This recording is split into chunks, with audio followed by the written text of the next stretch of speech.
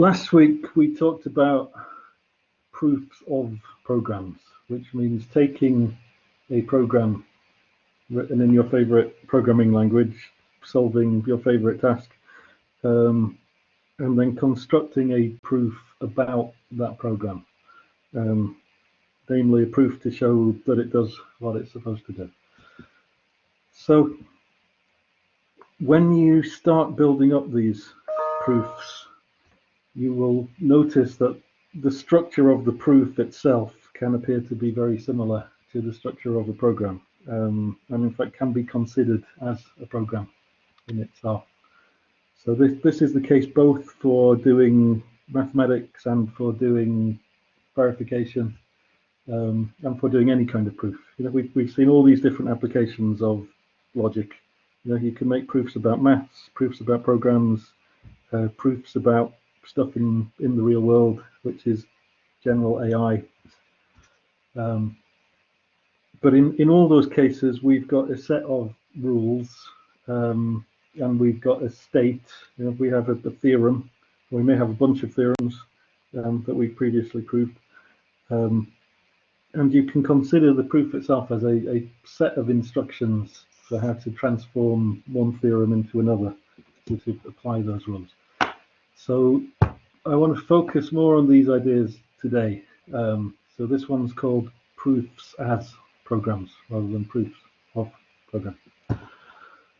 I'm going to build this up by looking at some easy cases first, and then to full AI, and then to what actually happens in practice. So the proof checking means taking a proof as an input and checking that it is in fact a valid proof. So you can kind of think of this as meta-level program verification. Okay, we saw last week you have a program and you're going to make a proof about that program. Now we're going to take your proof, which is itself a program, and we're going to verify that the proof is in fact the proof, to make sure that it works.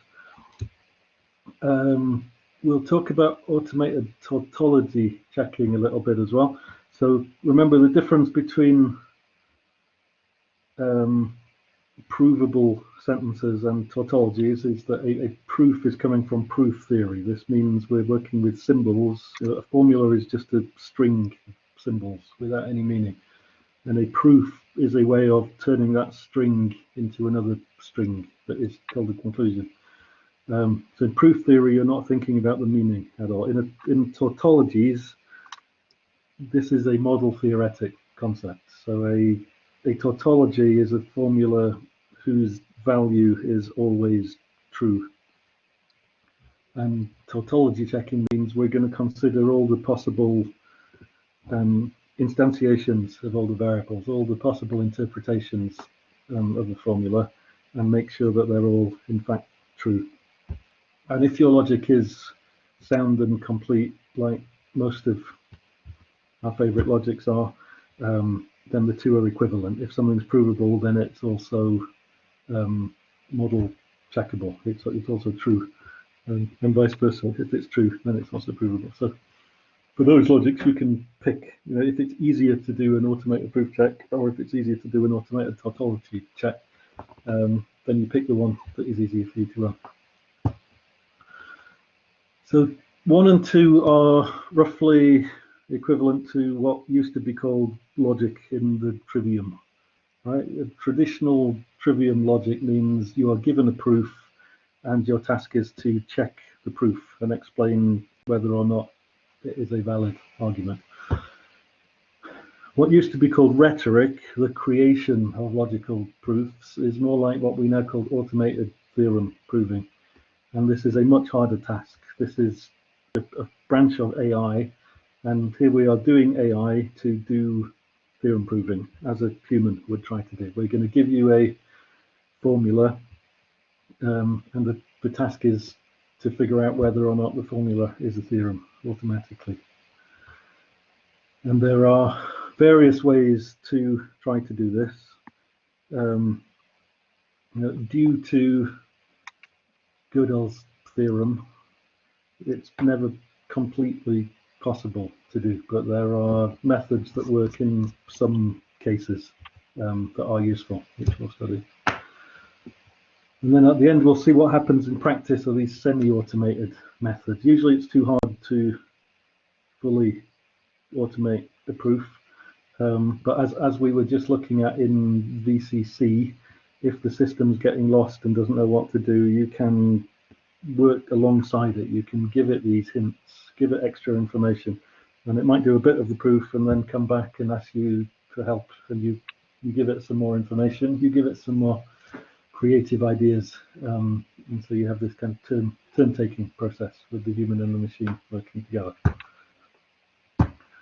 So to do any of this, you have to have this idea that proofs are programs. Okay, proof is just another program, and hopefully now we know all about verifying programs. We know something about verifying programs.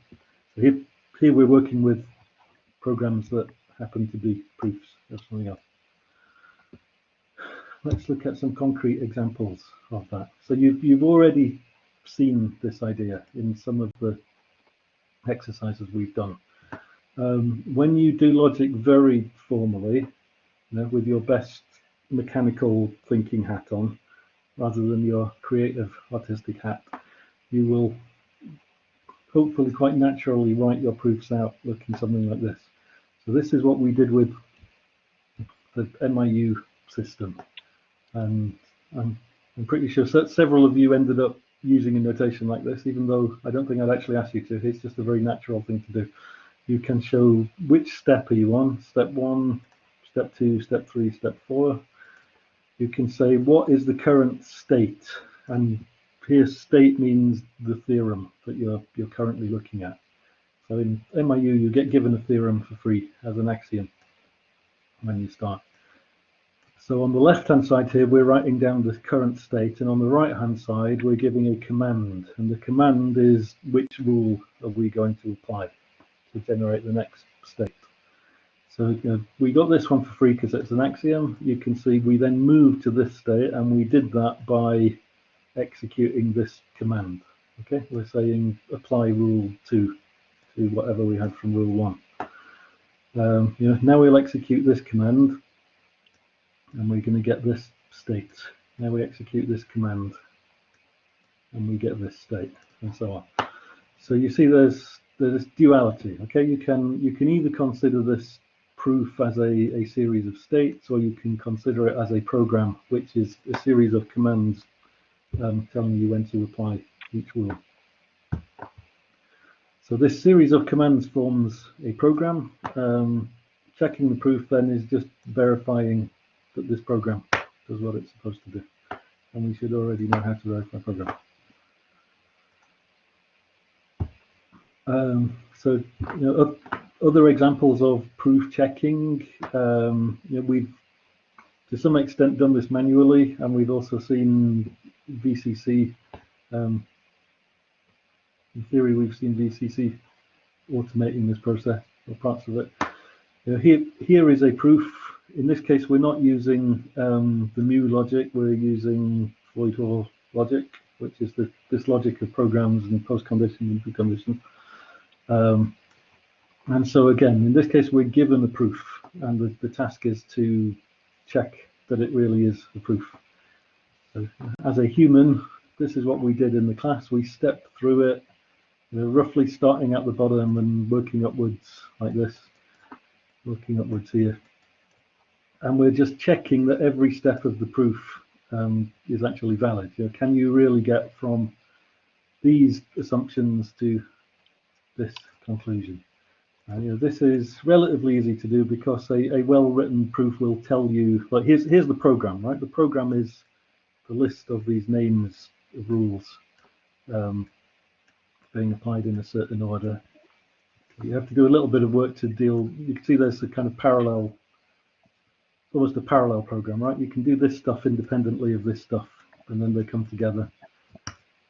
You can come up with a notation to turn this tree structure of commands into a linear program, and you've got a program. Sorry, just quickly, I think I missed the attendance code. Let me do that again for you. Cheers. Okay. Yeah, when we've seen these tree proofs before, the rule names have really been a bit of an afterthought, right? They've just been like comments that we tack on to remind us which rule is where. But now we're taking those as the main attraction here. That is the program, telling you what rule to run in which place. And you can imagine roughly what's going on inside a system like VCC, where it's going to take a candidate proof and check that each thing actually follows from what came before it by looking up those rules and making sure you can get from one state to the next.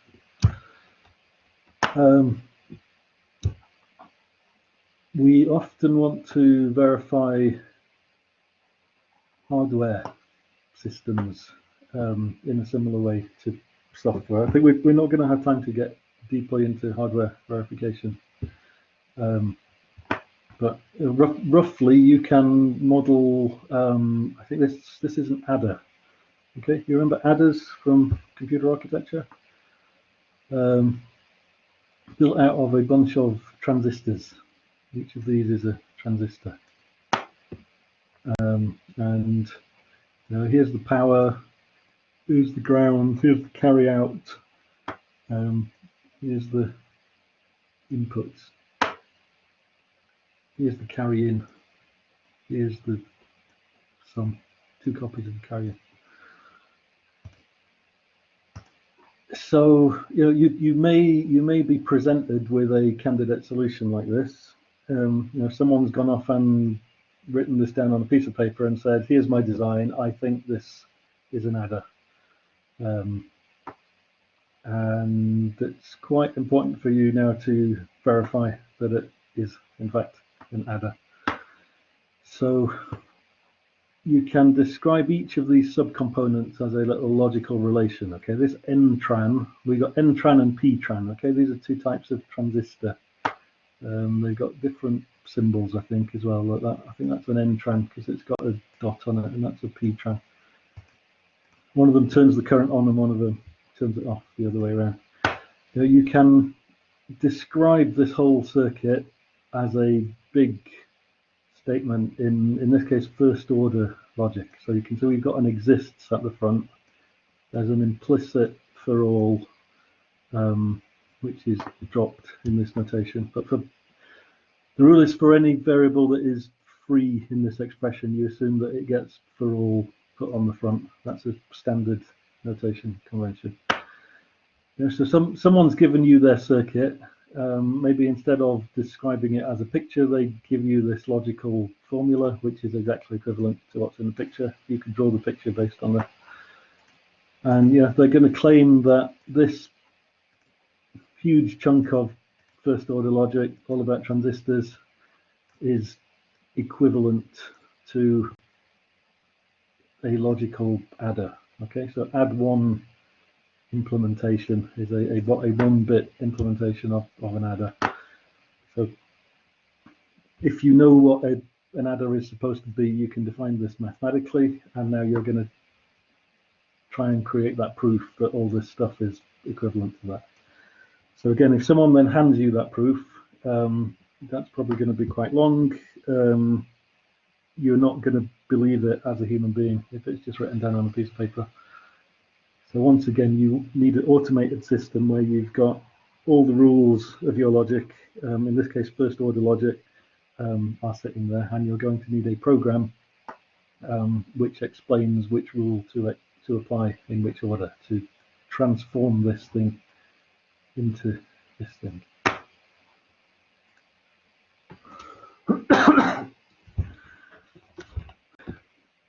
So most people with some knowledge of science and maths, STEM, when you talk about proofs, most people will assume that you're talking about mathematical proofs. So the big idea of all of this is that mathematics is just one application of logic and proof theory, and it's from this point of view, it's not especially interesting. It's just another application.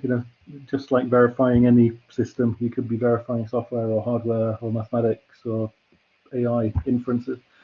Mathematics is just one particular set of rules which describes numbers, and other structures similar to numbers. And we can apply all of this machinery to mathematics as well. So I was just in some primary school maths the other day, actually. We were trying to convince ourselves why this equation is correct. Okay, so this is a theorem.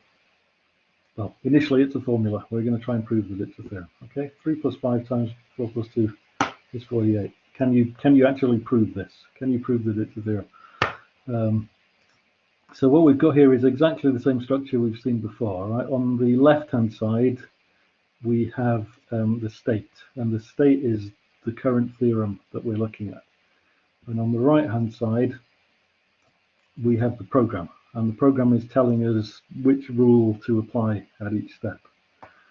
And you know, sometimes you'll see this done in high school maths, junior school maths, to some extent.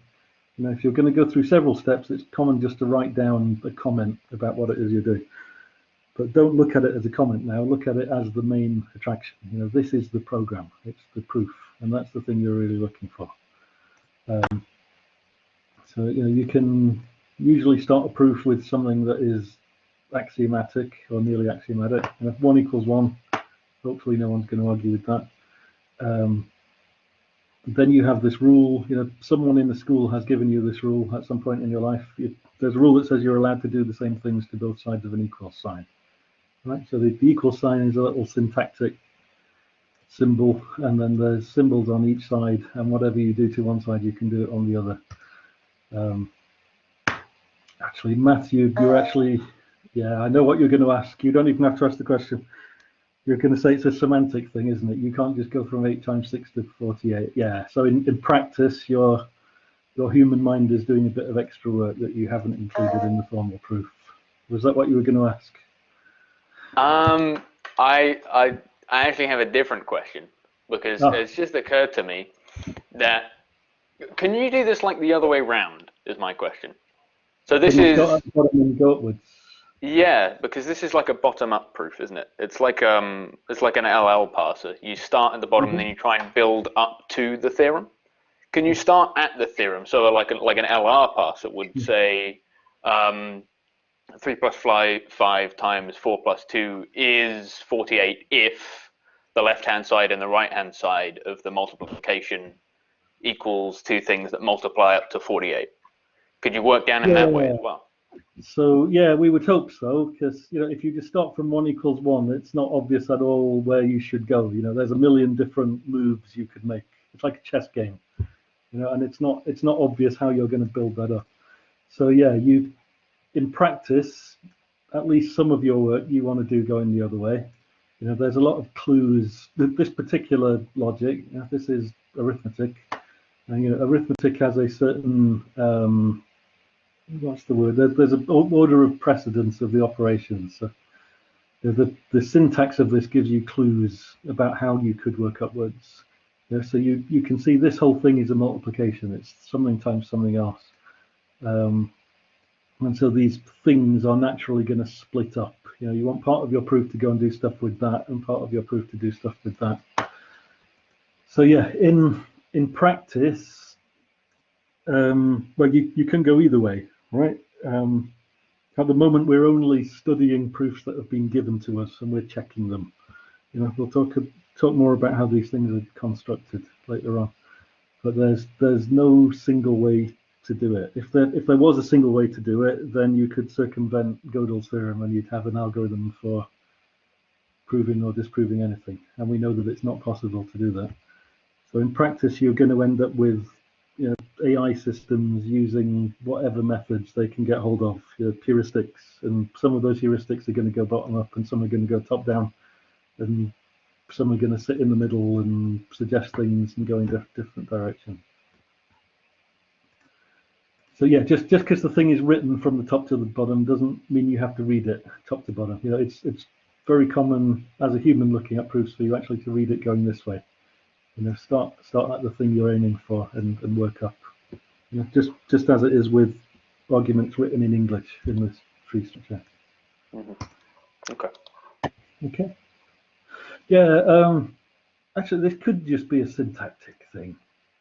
Yeah, it depends how you've been taught, right? Current primary school teaching has gone back to quite a syntactic approach. So, there was a time when for you to understand that 48 is 8 times 6, there was a time when you'd actually think about it. You'd actually think about what the number 8 is and what the number 6 is, and maybe you'd draw a little rectangle with 8 squares on one side and 6 on the other side, and have some semantic understanding that they're equal. Since Michael Gove, we've gone back to this more syntactic approach now, where you just memorize that 48 is 8x6, and you don't really have to know what it means if you're working that way. They really do just drill this into classrooms now. Hit you with a stick if you say the wrong thing, so that you remember it. No, not a physical stick. Emotional, psychological stick. I don't know. What classes have you been going to, Charles? Is this your Scratch class? Are we doing ontology in Scratch? Oh no. We don't need sticks in Scratch. It's so much fun getting to do interactive programming and make Space Invaders with a rapid feedback loop. Okay, so look, you probably could do this syntactically nowadays. You have a rule that you're allowed to substitute a term for a. So maybe equal value is actually a semantic thing, but if you've just been given a rule that says whenever you see 48, you can replace it with 8 cross 6, that's an application of that rule. So let's keep going then. We can take that 8, and again, you might have just memorized that 8 you can substitute for 3 cross 5. Plug those in there, and similarly, the 6 can be substituted for 4 cross 2. And congratulations, you now have a proof. Or rather, if someone had given you this proof, you would now be able to verify that the proof is okay, because you've checked that each rule has been applied in a way that is legal. And you can imagine doing this automatically, right? You could have a database with all those rules in it, and there's a claim that an application of a rule gets you from one place to another. Someone's going to give you the program, they're going to give you the sequence of rules to apply, and it's easy to check it.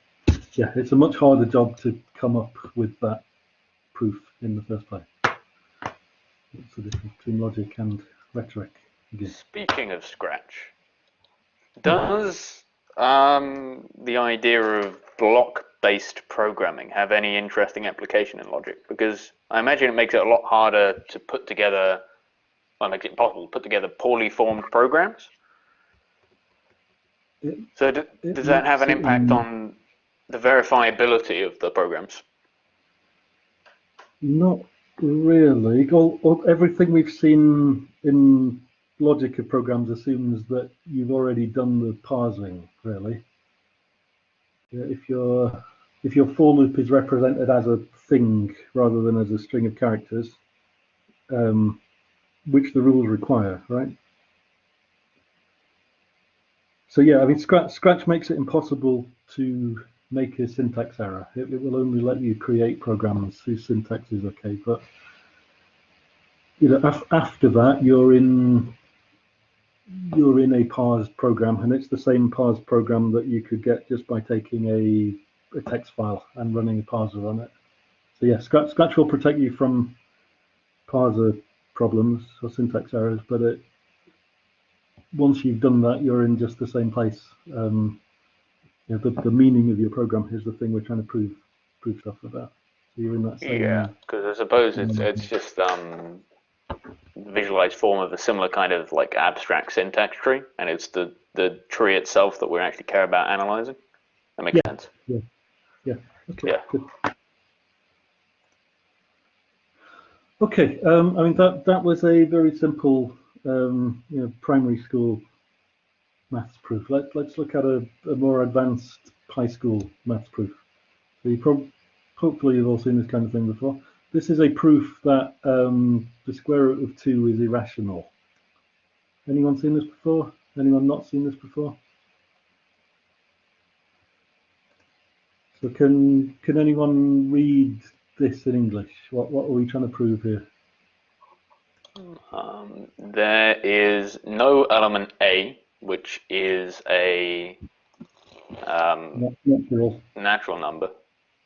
Mhm. And there is an element And b, yeah. which is also a natural number, such that the square root of 2 is equivalent to a divided by b. Yeah, good. Which Okay, should also so be a rational number. So it's saying you can't write the square root of 2 in this form. You can't write it as a natural number divided by another natural number. This is a really old theorem from maths, from some ancient Greeks. Not sure if we know who proved it. Some dead Greek dude.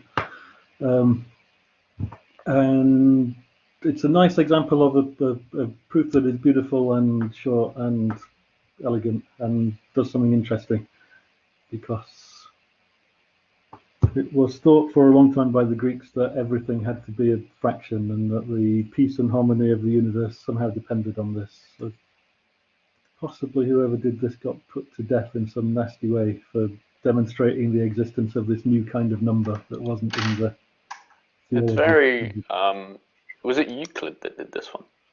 It seemed like a very Euclid proof. It reminds me of his prime numbers proof. Quite possibly. Some dead Greek dude. Anyway, here's how we're going to do it. Okay, we're going to do it by contradiction. So here is the program. Okay, for proving this. View this as a program there. So look, proof by contradictions always have this form. You're going to assume something, you're going to derive a contradiction, and then you're going to say, therefore, the thing I assumed was wrong. Okay, so we're going to assume that this thing does exist. We're going to assume that there are A and B, so that you can write root 2 in that form. And we're also going to assume that we've got the particular A and B, which are the smallest they can be. So you might need to do a little bit of work to convince yourself why you're allowed to do this. So for example, we're not allowing you to say root 2 equals 4 divided by 2, because 4 and 2 can be simplified. Okay, you could simplify it like that, 2 over 1. So you're allowed to claim this, but you're not allowed to claim this. So you might need to go off and prove another little theorem saying that it's always possible to do this, and then you can invoke that theorem as your command here. But as long as you're happy with this, so can anyone read this out in English? What exactly does this say? Only the part on the right hand side, or the other bit that's anded with it? Everything in the blue. Everything in blue. Okay, so on the left-hand side of our big and, we're saying there's an element A, natural number. Oh, well, that's the same as what was above. So we're assuming that there actually is. We can write root 2 as if it were a rational number. Yeah. So that's and then on the right-hand side, we're saying we're also saying that for all n and any other natural number, A does not equal n times B, and B does not equal n times A. So we're saying exactly what you said just then, which is if you've got 4 over 2, there is such a number. Yeah, if you write n equals 2, then the bottom thing is 1 times n, and the top thing's 2 times n. Yeah, so we're banning these reducible fractions. Okay. Yeah. So, okay, good. So as long as you're happy to accept that story, which may need a little work to do very formally. Okay, so what will happen then? We've got square root of 2 equals A over B. Okay, and invoking the first law of primary school maths, if you do something to one side, you're allowed to do the same thing to the other side. Yeah, you can do anything you want, as long as you do it to both sides. Fundamental law of primary school maths. So in this case, we're going to square both sides, and we'll get 2 on that side equals A squared over B squared. Okay. Again, invoking the fundamental law of primary school maths, I can multiply both sides by B squared, so I get 2B squared equals A squared.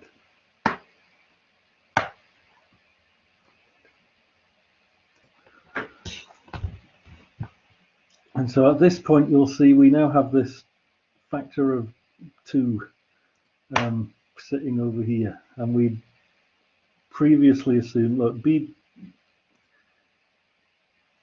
2b squared equals a squared, and we'd assumed that we'd already got the smallest possible values of these, that they didn't have any factors in common. So this can only be the case if there's another factor of a squared sitting inside there, which is a contradiction from what we assumed in the first place. So in fact, this will work with any prime number. You can use the same argument to show that the square root of any prime number has to be irrational. So you've now derived a contradiction because you assumed you had the smallest a and b, or you assumed that a and b didn't have any factors, and you've now found that they do have a shared factor of 2, and you therefore have a contradiction. So by proof by contradiction, you take your assumption, your contradiction, and you write therefore, and then you take the negation of the thing that you assumed. Technically, you're taking the negation of this whole thing, so you need to do a little bit of work to explain why it's the part on the left that ends up getting negated rather than the part on the right. So traditionally, this is how mathematics was done, well, until a few years ago, at least, as in 3 or 4 years ago. A mathematical paper would have this form. It would be written in English like this, or mostly English with some symbols, but with words like assume and contradiction and therefore, and a lot of supporting text. And a mathematician would say, hey, look, I've created this proof, or discovered this proof, depending on your point of view. And they'd write it down, they would send it to a journal, and another human mathematician or a few other human mathematicians would read it. And if they were convinced that the proof was good, then the thing would get published, and then it officially becomes part of mathematics. So that worked pretty well until very recently. But we're now in this world where a maths proof might be 2,000 pages long. If you have something like the 4-color theorem or Fermat's last theorem, these proofs are getting so big, and not necessarily hard to understand, but there's just so much of them. Each step can be relatively small. So what human mathematicians tend to do is skip out a bunch of stuff that is considered to be obvious. So there's a bit of faffing around you have to do here, and we haven't written that in the proof because we're going to assume that whoever's reading this can just tell that that's obvious, or they've seen it before. But as the proofs get longer and longer, more and more stuff is getting missed out, and the human reader has to fill in the gaps, and it becomes harder to be certain about anything. And we're fundamentally trying to prove things that are more complicated than the irrationality of root 2. Now, this is an unusual proof because it is so small and so beautiful, and it's used as an example for that reason. A modern proof is going to be ugly and long and have a lot of stuff missing from it. So Russell and Whitehead, if you remember in the story of logic, right? This is the tail end of the modernist project, where they were trying to formalize the whole of mathematics and make sure it was consistent and complete and sound in ways that it turned out not to be. But before Gödel came along, everyone was working to do exactly this. So Russell and Whitehead wrote this epic work called Principia Mathematica. It's, I think, three volumes, hundreds of pages, and it begins with a few symbols, a grammar in an alphabet, and it tries to construct not all of mathematics, but all of arithmetic in absolutely rigorous formal terms. So this is an extract from part 3, page 86. So we've got through most of this already, a couple of big books already. And by the time they get to line 110.643, they famously prove that 1 + 1 does in fact equal 2. You see, here's the same format that we always see. There's the line number of the proof, there's the state, this is the theorem that is being constructed, and then on the right there's the command. This is which rule are we going to invoke.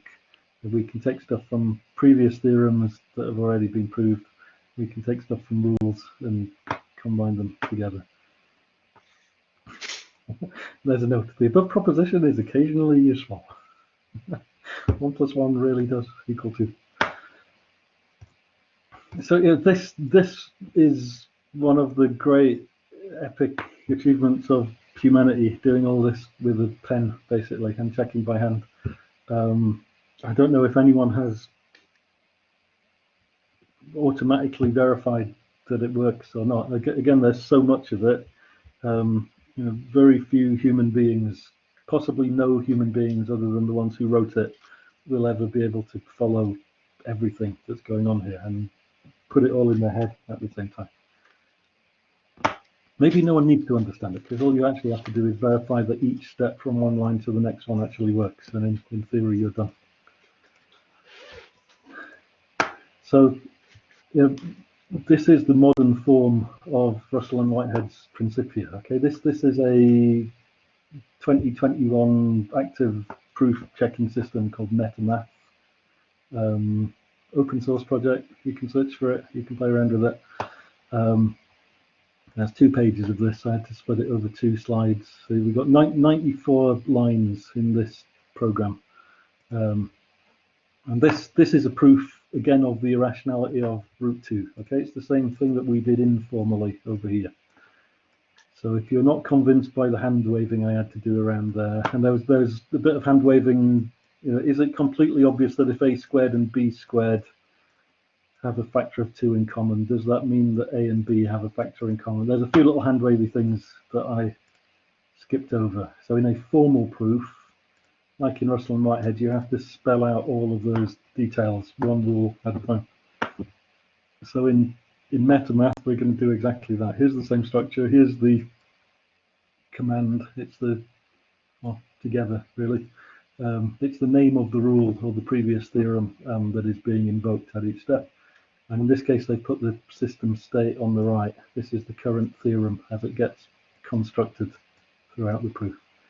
So you're going to start with something that is either already known or is axiomatic. So what's this thing saying?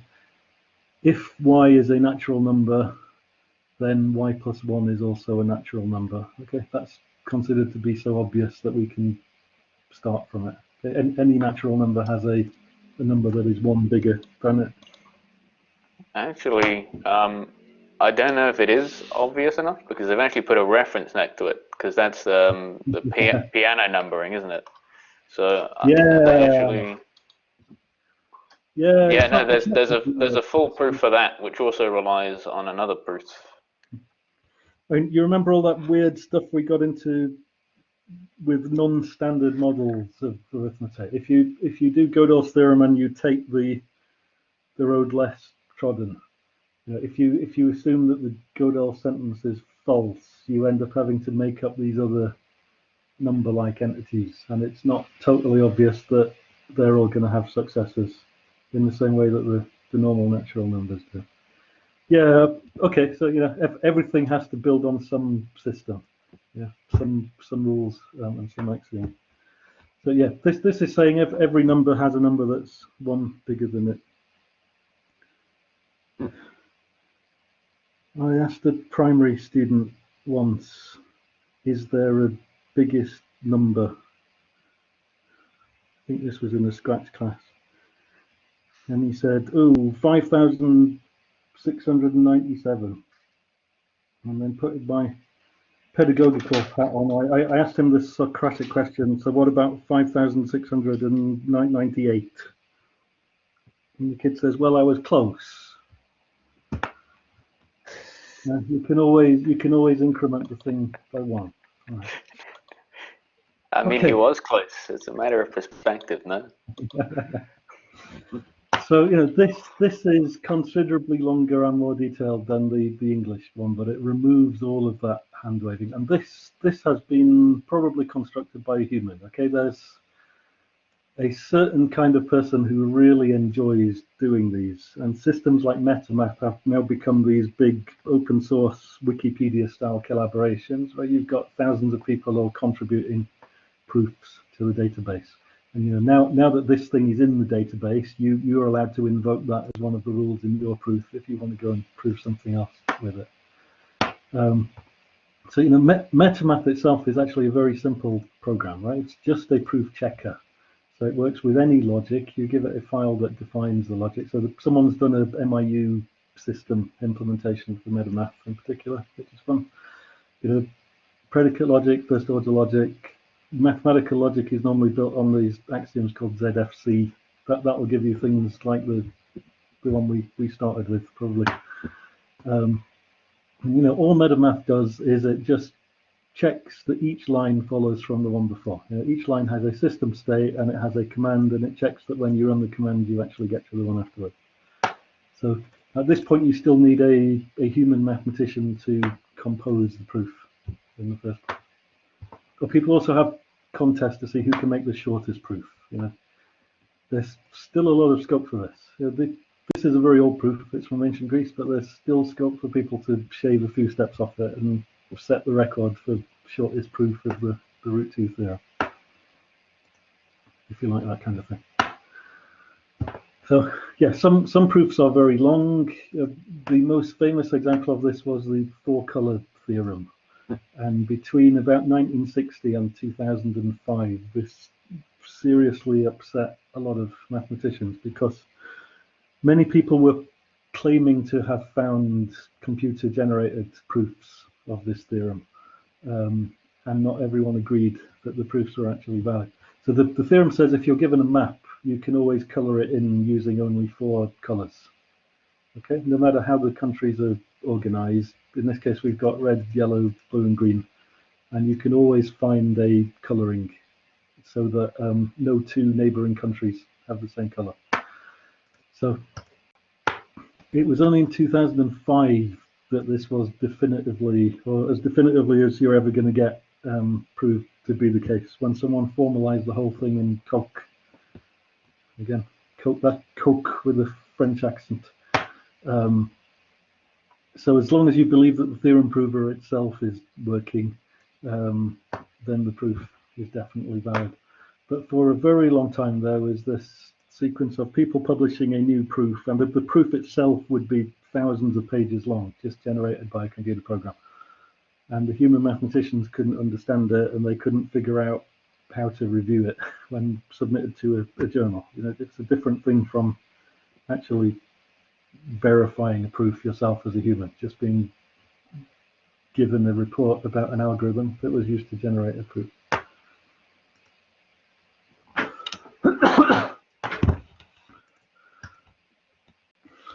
And there is a very deep, profound idea that we can't get into in any detail at all in this module, but it's called the Curry-Howard correspondence.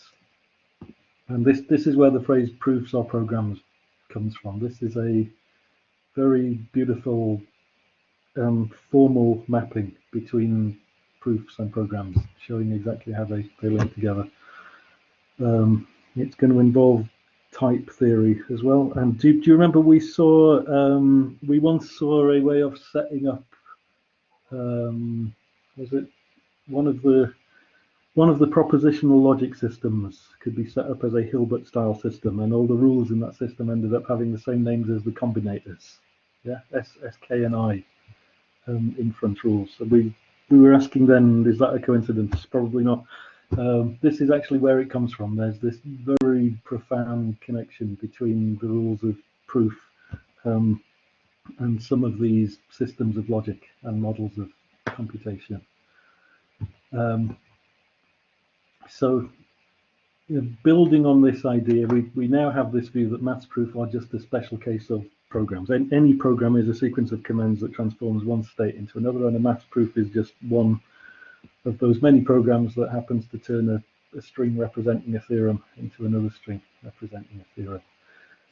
So that means we're going to be using the same tools to verify and create proofs in mathematics as in other forms of software verification, and AI logics.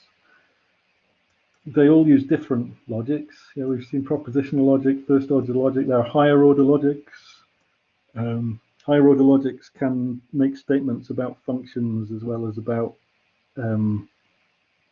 variables. So in first order logic, you can say for all x such that x is red, but you can't say for all functions such that the function does something. In higher order logic, you can quantify, you can say for all f, where f is a function. And then things get even more complicated. And you've got these ZFC and new foundation systems are for setting up mathematics. You've got Freud-Hoare logic for doing verification and so on.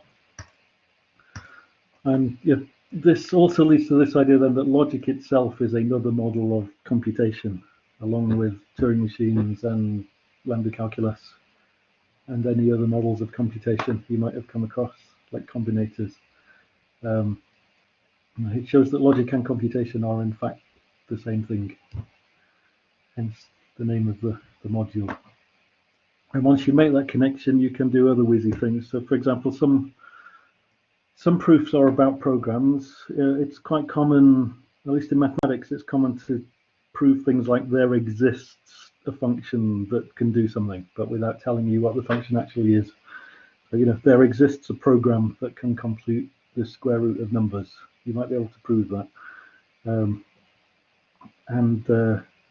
In computing, we generally like to actually know what the function is rather than just proving that it exists.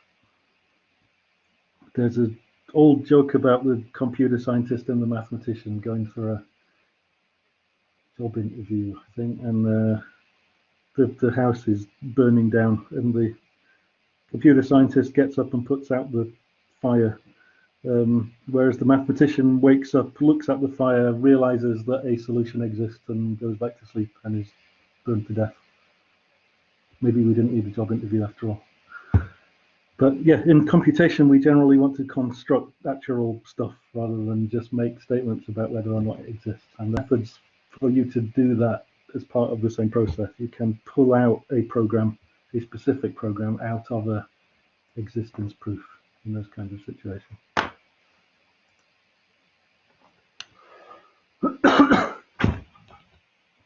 Okay, so proof checking then. Someone's given you a proof, you're going to check it.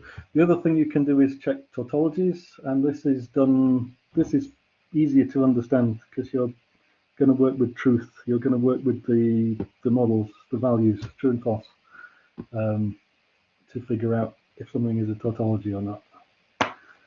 So, at least in propositional logic, this is logic like X and not Y, this kind of logic.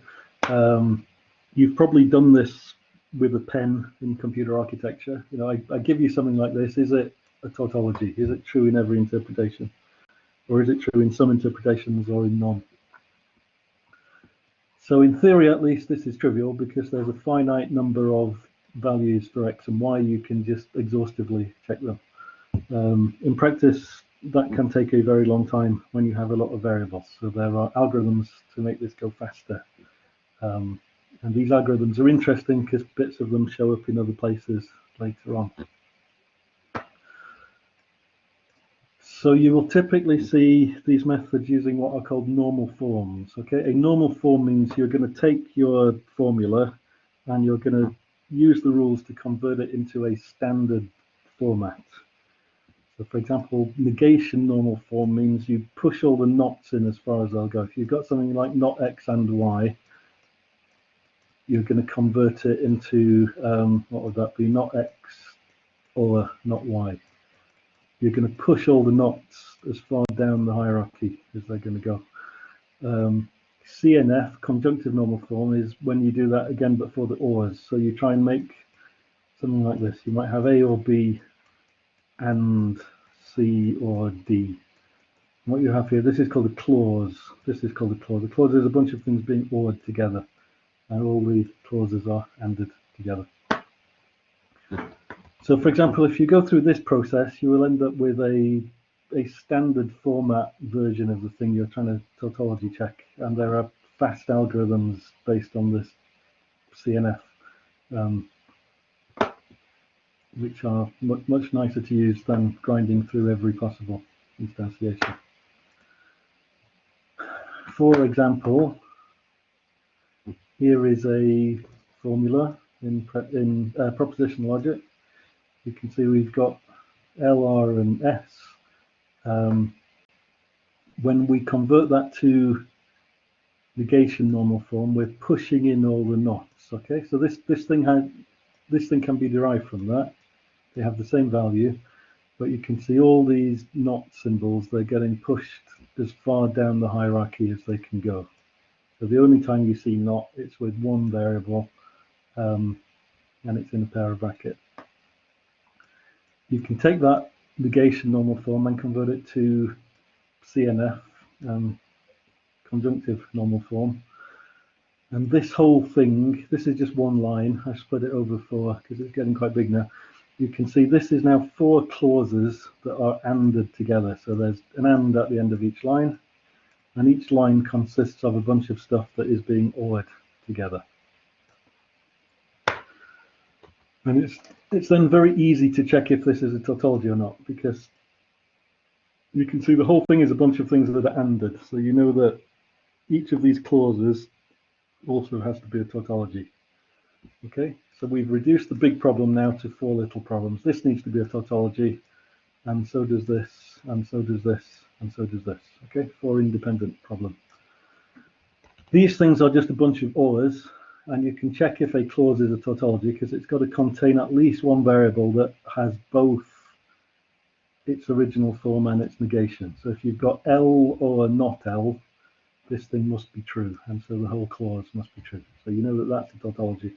So similarly, in the next one, you've got S and not S, so that must be a tautology because that's always true. Here you've got L and not L, that's a tautology. Here you've got R or not R. So each clause is a tautology, and so that proves that the whole original thing is a tautology. And hopefully this is a faster process than manually checking one interpretation after another. Should we have a break for a cup of tea for 10 minutes, and then we'll look at the more creative AI stuff. Okay, let's come back at 15:20. Super.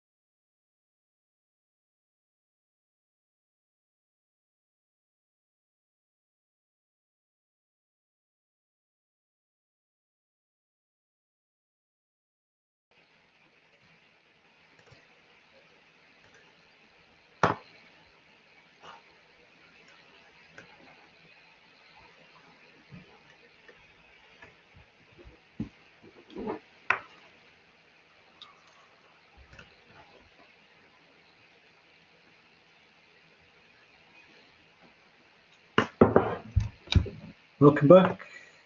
Still there? Hello. Hello. Hello, hello. Hello. Before I do the slide, I just wanted to give you a little flavour of what this actually looks like when you implement it.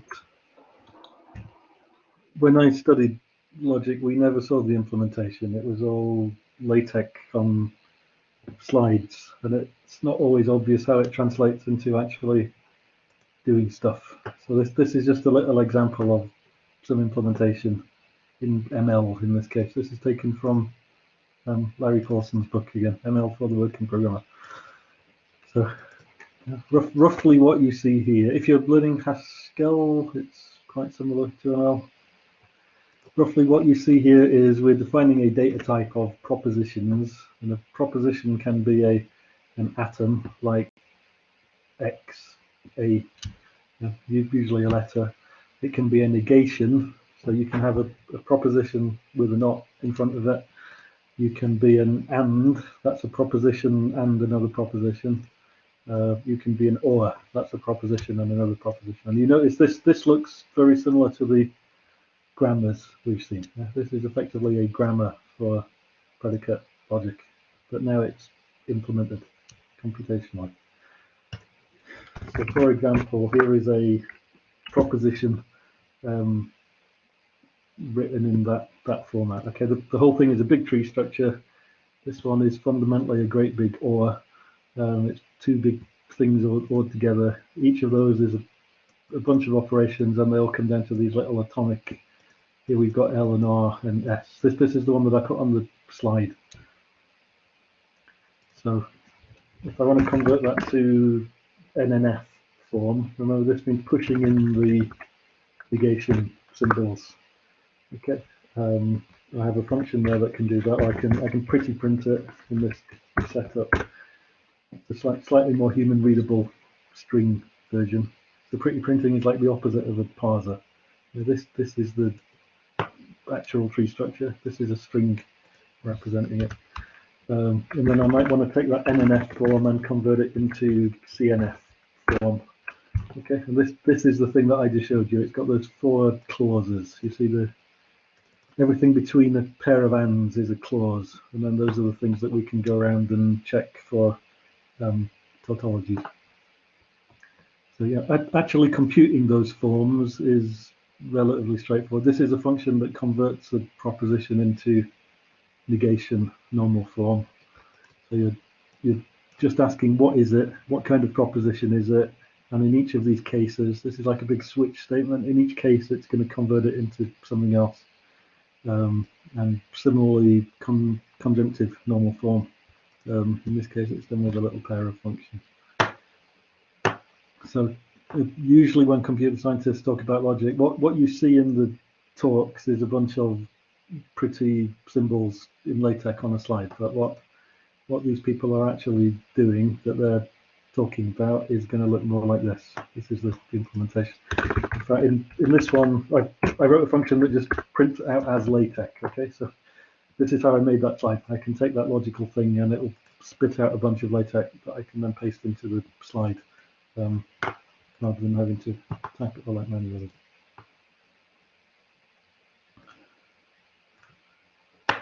Okay, so where did we get to? We've talked about checking. Okay, we talked about checking proofs, and we've talked about checking tautologies.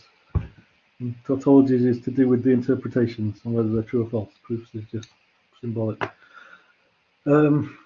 Checking is useful, but what computer scientists really want to do is full-on AI. We'd like to automate the human's job of creating these proofs or of doing rhetoric. And so a subfield of AI is called automated theorem proving. It does exactly that. The word automated or automation generally means AI that actually works.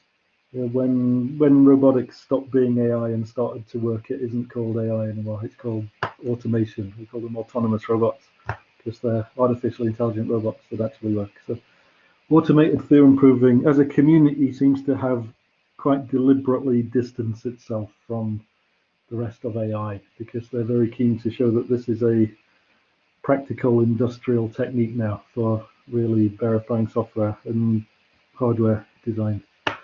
But underneath, it's the same kind of AI as everything else. And there's still AI research being done in this domain as well. There are many ways of trying to do this. As we've said, the problem itself is generally uncomputable, because Gödel's theorem says you can always construct a statement for any logic with a certain level of expressibility. Any logic that's able to talk about arithmetic is going to have those problems, which is most of the logics that are actually interesting. So because of that, there is no one algorithm that will always work. And so you end up, as in most of AI, with a whole bunch of heuristics and approaches and things that kind of work. And lots of people writing research papers on a slightly different heuristic that works in some different cases. Depending on your point of view, that's either a great thing or a bad thing. It's a great thing because there's what is called full employment for those AI programmers. You can always go and write another paper about a slightly different way of doing it. If the problem was solvable, it would have just been solved and there'd be no interesting research to do anymore. But it's a bad thing if you actually want to get your microchip design verified, because you don't know if it's going to be possible or not. As we've seen with VCC, you might press go and it might just sit there, and you don't know if it's in an infinite loop or if it's actually going to find a solution if you give it a few more minutes. So there are various ingredients that tend to show up in all these heuristics that we'll just have a quick look over. Those normal forms are one of the main ingredients. Putting everything into NNF form and then into CNF form are standard things you can chuck into your system. The other main ingredient you'll come across is called unification. And I'm not going to go into the algorithm for doing this. Nowadays, unification is implemented as many functions in many libraries. You can call it as a black box. Maybe you study it in an algorithms course. But the task of unification is that you are given a logic, you are given two formulas, and they've each got a bunch of free variables in them. And your task is to find substitutions for the free variables to make the two formulas equal. Okay, you've got to make one thing equal to another thing by substitution. So for example, if you've got a unification library, this is a really simple example. Here are two formulas. This one says y equals x, and this one says 2 equals y. So your task is to come up with values, specific values of x and y that make the two terms equal. And in this case, there's a very easy solution. You just make them both equal to 2. Okay? If you choose to make the substitution x is 2 and y is 2, then you make the two things equal to each other. So it gets more interesting when you go to propositional logics. So here, for example, we've got four terms being unified. So one term says that substance number 2 is a man, substance 1 is tall, substance 2 is tall, and the last term says man x and tall x is true. And your task in this case then is going to be to find a substitution for the free variable x to make everything work. So in this case, if you choose x equals 1, you can unify this with everything else, and you end up with finding the man who is tall. And if you've used systems like Prolog before, this is part of what's going on under the hood inside of Prolog. So if you want to play around with unification, there's a nice little website here. You can just type in formulas like this and it will go off and find unification for them. Depending on the logic, it might not be possible. For some logics it's decidable, for some logics it's semi-decidable. That means it terminates if there is a unification, but it goes into an infinite loop if there isn't, or vice versa. Or for some logics it might be completely undecidable. But yeah, nowadays you will mostly find it as a black box function sat in a library for your favorite language. Matthew? In the slides that are on Blackboard, you cite Robinson, 1965. And here you cite Herbrand, 1930. Is there an interesting difference between the two? Herbrand originally proposed it.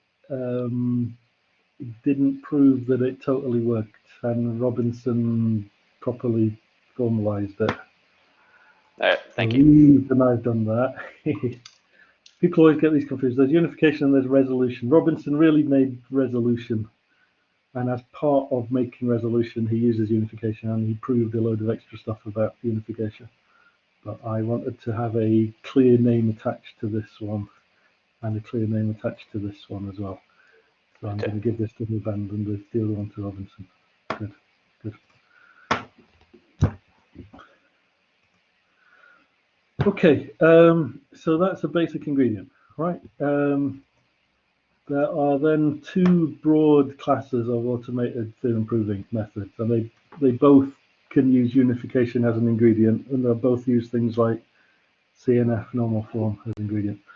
So one class are the obviously AI style methods, also known as tactical methods. And this is good old-fashioned artificial intelligence, or possibly machine learning even nowadays. The other approach are called resolution-based methods, and they look less like AI. They're more kind of brute force methods, and they work with those normal forms a lot. Roughly, they're going to reduce every problem to a great big standard normal form, and they're going to turn the handle and go through a more standard series of steps to try and get a result. So, that's often the case in AI, right? You can have these very fancy methods that are modeled on human cognition or whatever, or you can have some relatively dumb brute force method, and you see which one works the best for your problem.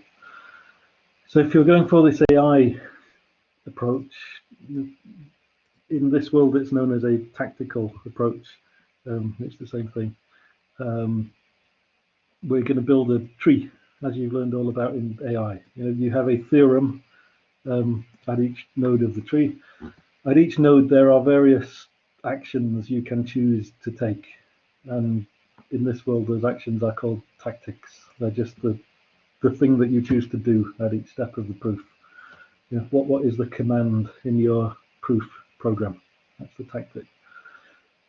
So in simple cases, the tactics are just the rules. You've got a bunch of rules in your logic, and you can pick one rule to invoke, and that takes you to the next step. Tactics can also include other things. So sometimes you'll take up a whole bunch of rule applications and you bundle them together. I think we touched on this last week. If you've already figured out how to do this thing with verifying factorials, and now you've got a factorial, you can just invoke that tactic of doing what you did before. And your line in your program will just say, do this thing that we did before, and that's your tactic. Or in other cases, you might trigger subroutines or anything that is ultimately going to turn into a sequence of rule application. So, one way to do this is just to apply your favorite good old-fashioned artificial intelligence method. You know how to do tree searching. It's the same method you'd use for playing chess.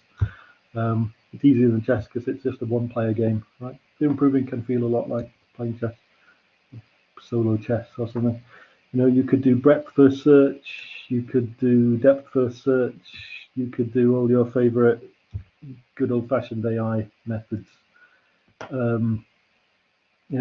Nowadays it's become, at least in research, it's become popular to throw in some machine learning in there as well. So you might say we're in this situation. I've got MI and I'm trying to get to MU. What kinds of things have worked before? What sorts of tactics tend to work in this situation? So you might chuck your current state into a neural network or whatever, probably a neural network, deep neural network, and just get it to guess what might be a good tactic to pull out next, and see if you can train it to perform better than chance. And it arguably is what human mathematicians do a lot of the time. They see so many of these problems that they have an intuition for what kind of approach to take at which point in a proof, and then they guess. That's the creative process, the guessing, and then you check the guesses with verification.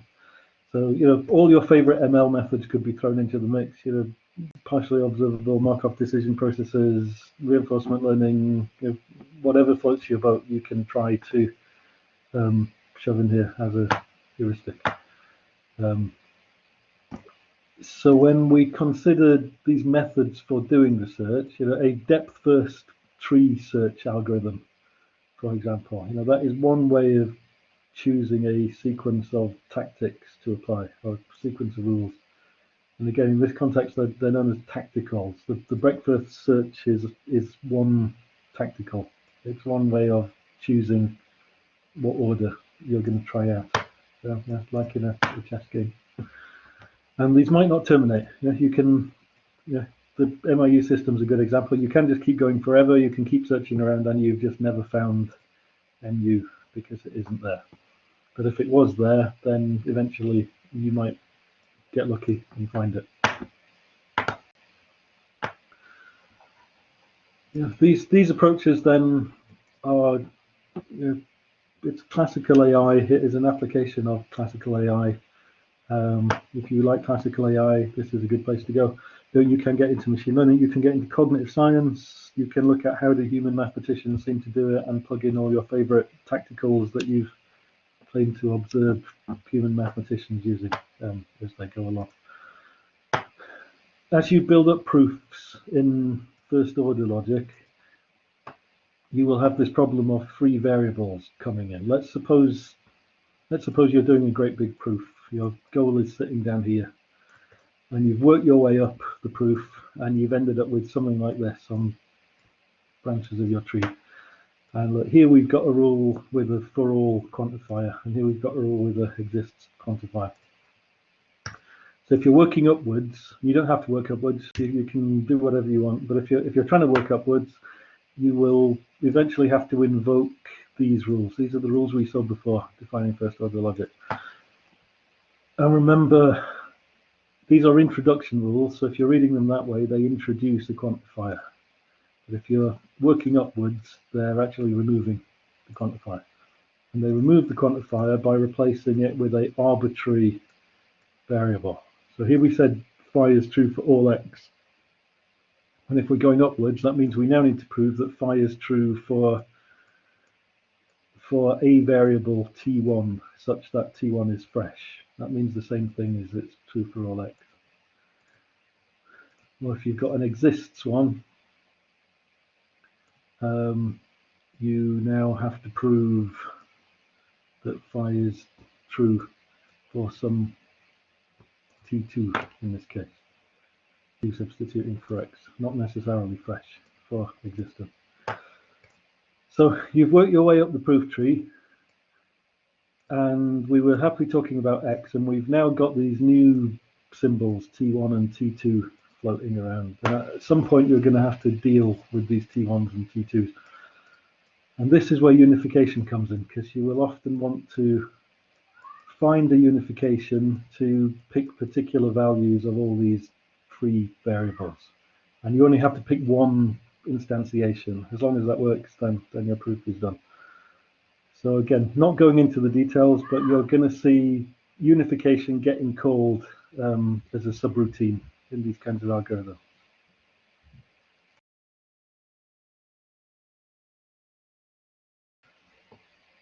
So that's unification fitting into the AI tactical approach. The other approach to this is the brute force and ignorance kinds of methods.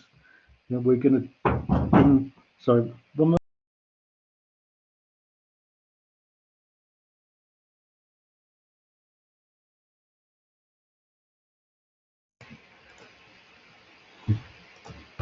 Sorry, 2-minute break. Hell yeah.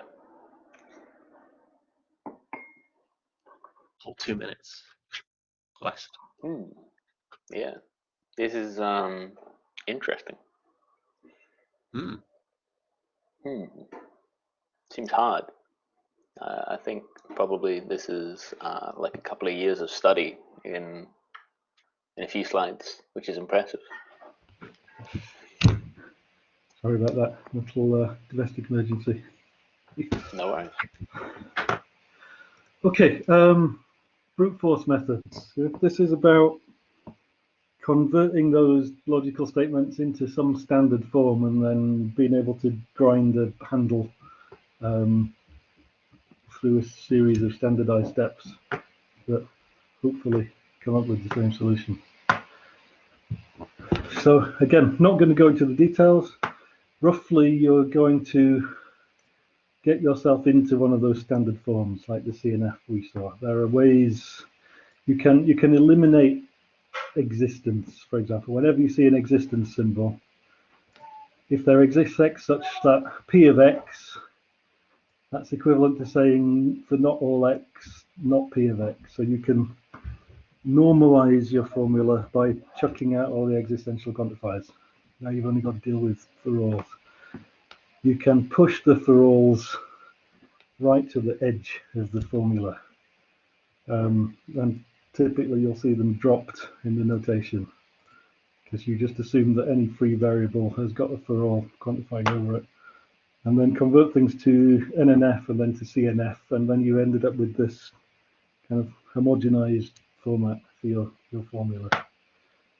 So you'll often see this done, for example, in Prolog, you'll see this done for limited versions of first order logic. To make rules like this work, you have to ban a few constructions.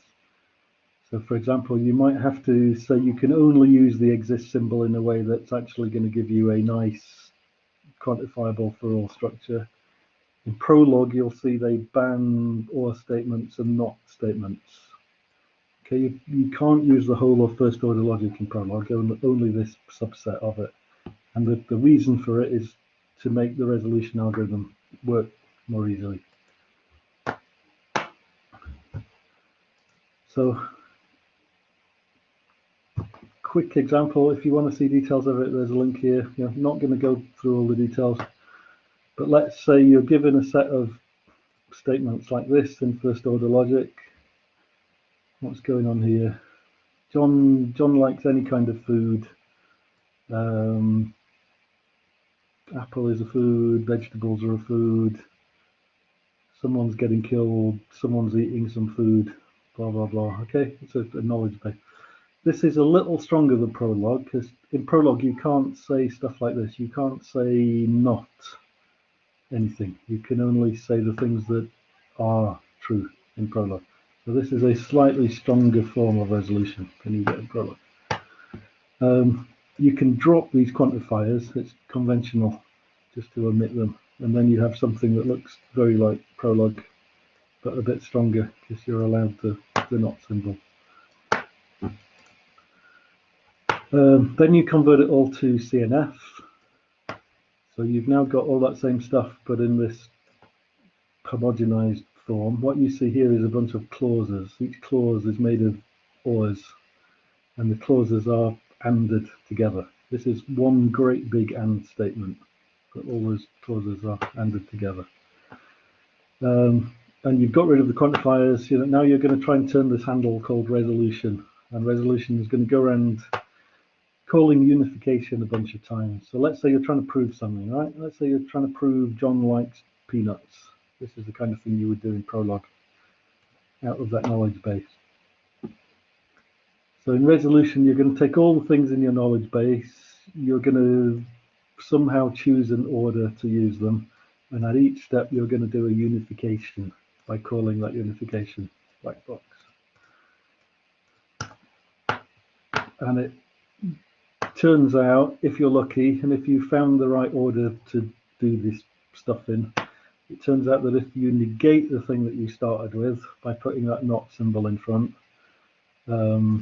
if you can convince the whole thing to end up as a contradiction, then you've proved the thing you originally set off with by contradiction. Okay. So not guaranteed to terminate. You need to figure out what order you're going to do this stuff in, but you can see, this is a mixture of very mechanical steps and a little bit of magic and hope, right? You've got all these standard things, you're converting to normal forms, you're calling the unification black box. You have to somehow come up with a search algorithm, and then you have to cross your fingers and hope that you actually prove the thing you were trying to prove. And that's pretty typical for a theorem proving attempt. And this is just about how Prolog is implemented. Yeah, you could go and build your own Prolog with it. It's slightly better than Prolog because we're allowed to say things about negations here that are usually banned from the Prolog version of resolution. So if that's roughly, I've just tried to give you a feel of what automated theorem proving is like. There are probably tens of thousands of attempts at different methods, and it's probably always going to be like that, as in all of AI. You have a problem that is officially uncomputable, but there are all these little heuristics and approaches that will work in practice in a bunch of cases, and you can always go and write another paper about a modification that happens to work in the problem domain that you're getting funded to do your research on that year. Depending on your view, is either incremental progress or kind of depressing. What tends to happen in practice then, as in how do we actually verify code and mathematical theorems and hardware, is a mixture of human creativity and those automated methods. So there are a few crazy people who actively enjoy creating these metamath style proofs where they literally go through this manually one line at a time to invent that proof. Most people don't want to do that. Most people want to use something like this. So this is Coke, or this is Isabel. And these are interactive theorem proving assistants, and they give you some elements of those automated systems combined with a sketchpad to write your own proofs as programs.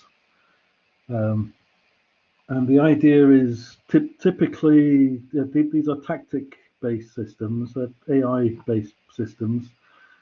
Typically you're going to sketch out the overall shape of the proof. You might make a bunch of assertions. You might tell it which rules to apply in certain places.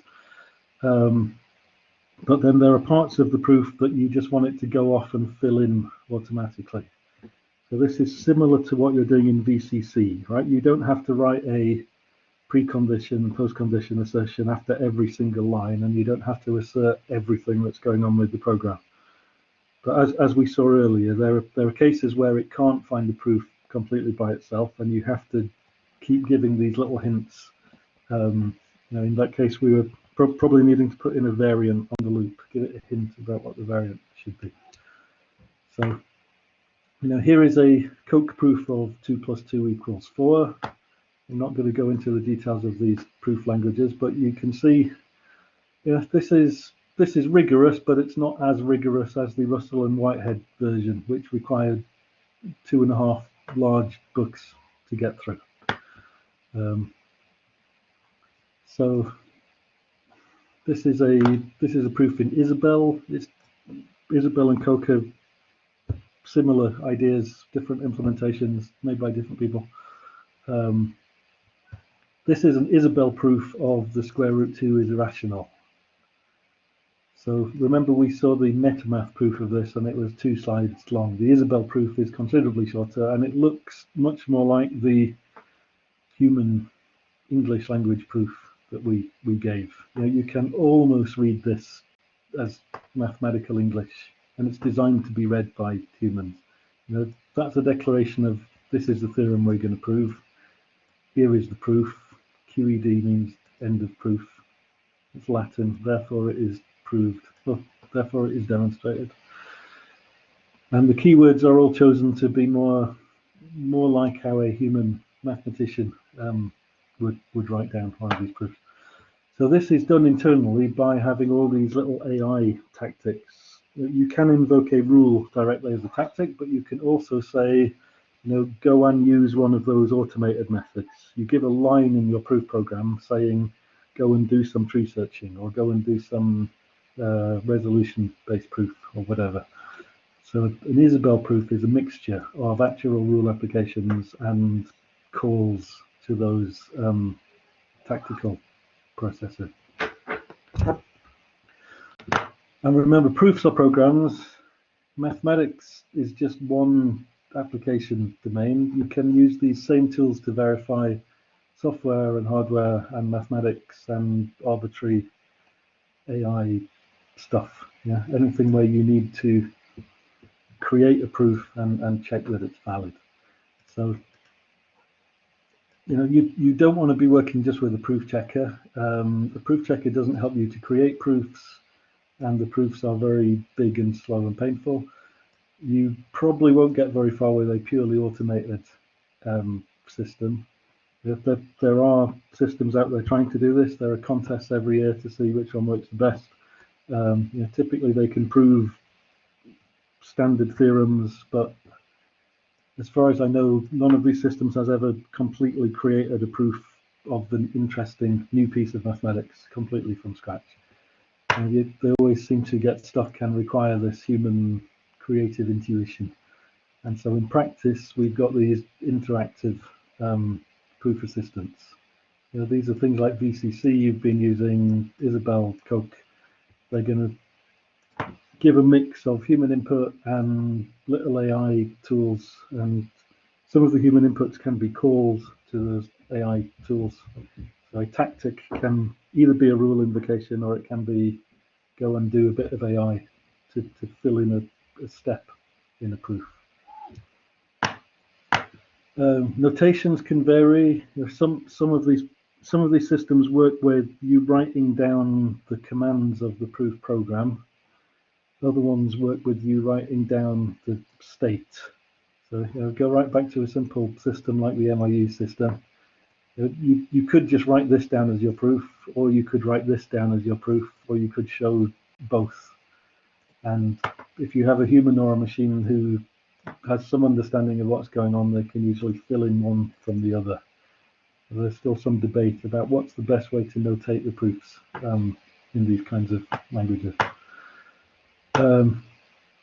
Yeah, and as a human, you're going to help out. The AI is often going to try and do stuff, and it will get stuck. It might request a particular fact. You might need to give it a hint about what tactics to use, where to do which type of the AI. You might want to give it hints about states. You might want to give it hints about properties of states, like the assertions we've seen in VCC. You might want to say this is a variant, this is an invariant, or choose which mathematical facts are relevant in an area of a proof.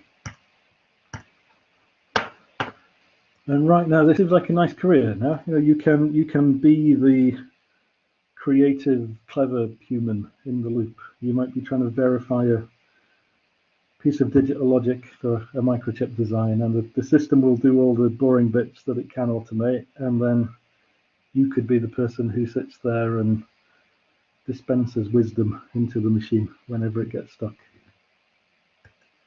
At least until someone comes along and makes a new machine learning tool to automate that part out of the system as well.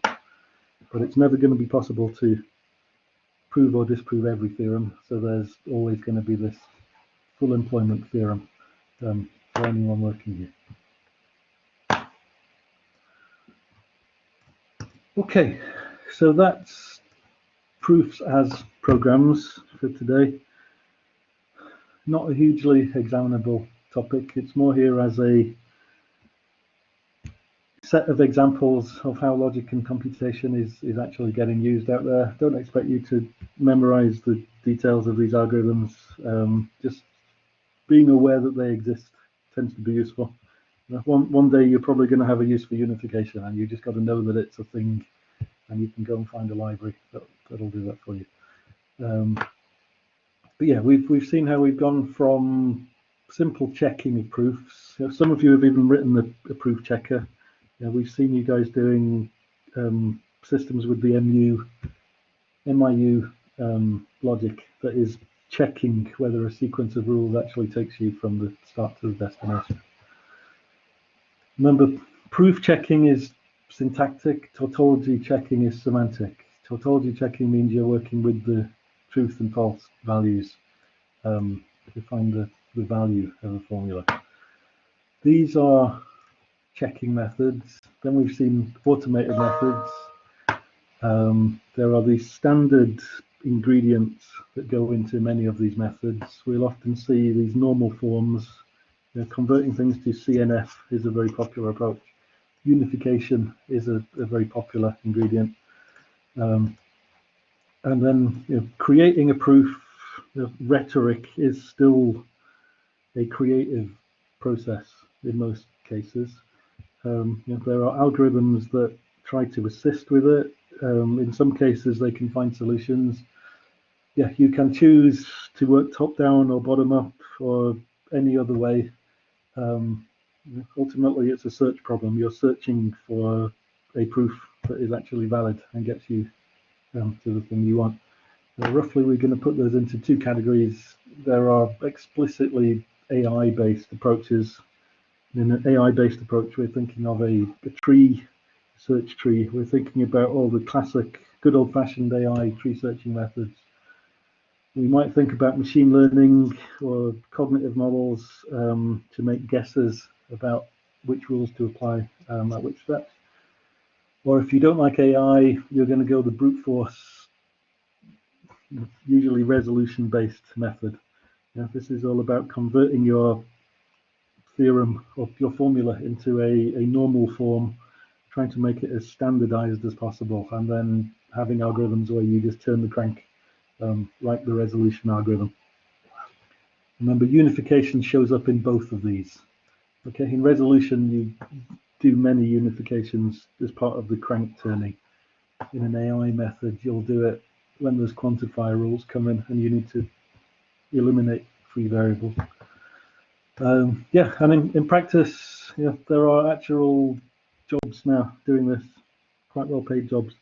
In practice, the machine is going to do as much as it can. You're going to direct it. You're going to write your programs with lists of tactics, and some of those tactics can be calls to the AI. And we have this interplay of the human and the machine working together. Okay, I hope that has been